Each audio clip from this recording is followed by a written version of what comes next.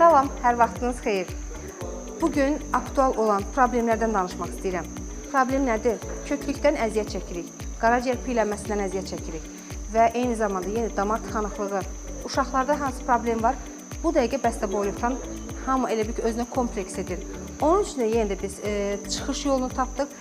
Yəni, insanlar həqiqətən də üz tuturlar kimyasallara və düzgün olmayan nəticələri əldə edirlər.